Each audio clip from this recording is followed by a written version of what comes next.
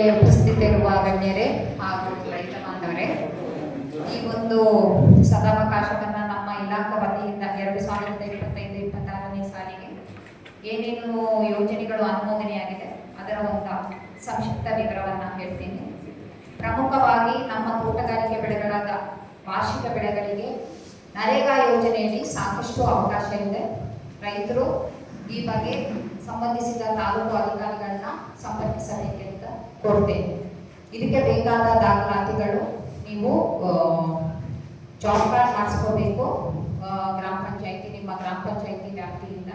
ಅದ್ರ ಜೊತೆಗೆ ಒಂದು ಇದು BPL ಕಾರ್ಡ್ ಅಥವಾ ನೀವು SC/ST ಸಮುದಾಯಕ್ಕೆ ಸೇರಿರಬೇಕು.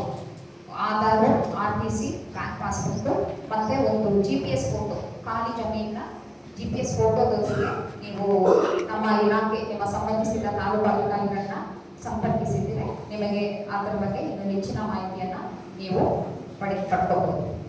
ನೆಕ್ಸ್ಟು ಹನಿ ನೀರಾವರಿ. ಹನಿ ನೀರಾವರಿ ಎಲ್ಲ ವರ್ಗದ ರೈತರಿಗೆ ಈಗ 90% ಸಹಾಯಧನ ಇದೆ.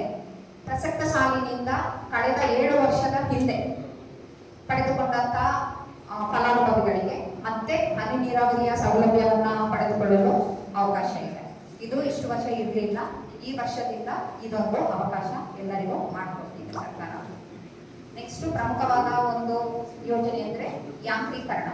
ಎಲ್ಲಾ ತರದ ರೈತರು ಉಪಯೋಗಿಸುವಂತ ಎಲ್ಲಾ ತರದ ಯಂತ್ರೋಪಕರಣಗಳಿಗೆ ನಮ್ಮ ಇಲಾಖೆಯಿಂದ ಎಂಪ್ಯಾನೆಲ್ಡ್ ಆಗಿರುವಂತ ಸಂಸ್ಥೆಗಳಿಂದ ಖರೀದಿಸಿದರೆ ಅವರಿಗೆ ಸಾಮಾನ್ಯ ವರ್ಗದವರಿಗೆ 50% ಮತ್ತು 40% ಮತ್ತು ಪರಿಶಿಷ್ಟ ಜಾತಿ ಪರಿಶಿಷ್ಟ ಪಂಗಡದ ರೈತರಿಗೆ 40% ಸಹಾಯಧನ ನೀಡಕ್ಕೆ ಅವಕಾಶ ಇದೆ.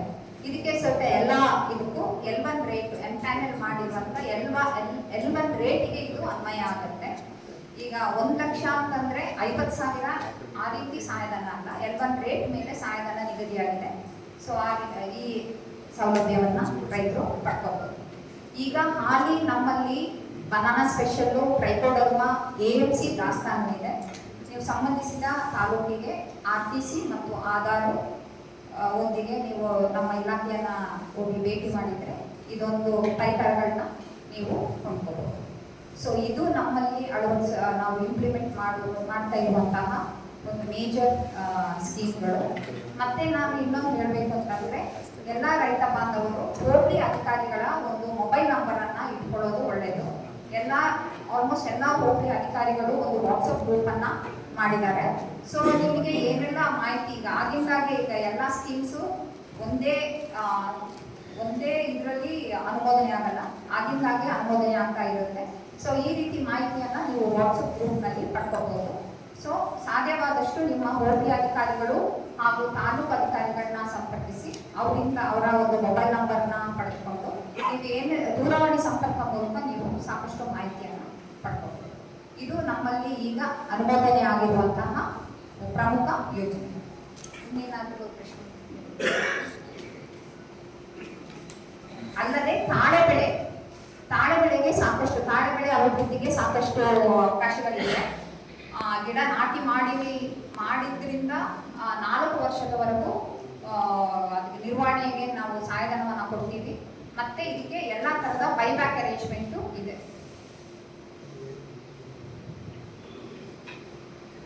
ಮೇಡಮ್, ತೆಂಗಿನ ಗಿಡ ಏನಾದ್ರು ಹೋಗ್ಬಿಟ್ಟಿದ್ರೆ ಹುಳ ಬಂದು ಏನೋ ಅಂತ ಪರಿಹಾರ ಕೊಡಕ್ಕೆ ಬೆಳೆ ಪರಿಹಾರ ನಿಮ್ಮ ಇಲಾಖೆ? ಬೆಳೆ ಪರಿಹಾರ ಇರೋದು ಬರೀ ಪ್ರಕೃತಿ ವಿಕೋಪಕ್ಕೆ ಮಾತ್ರ ಬೆಳೆ ಪರಿಹಾರ ಕೊಡುತ್ತೆ.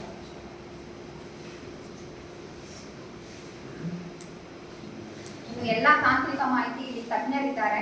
ಶುಂಠಿ ಒಂದೇ ಅಲ್ಲ, ಮತ್ತೆ ಎಲ್ಲಾ ತರಹದ ತೋಟಗಾರಿಕೆ ಬೆಳೆಗಳಿಗೆ ಬರುವಂತಹ ರೋಗ, ಕೀಟ, ಬೇಸಾಯ ಕ್ರಮಗಳ ಬಗ್ಗೆ ಇವೆಲ್ಲ ಮಾಹಿತಿಯನ್ನ ಇಲ್ಲಿ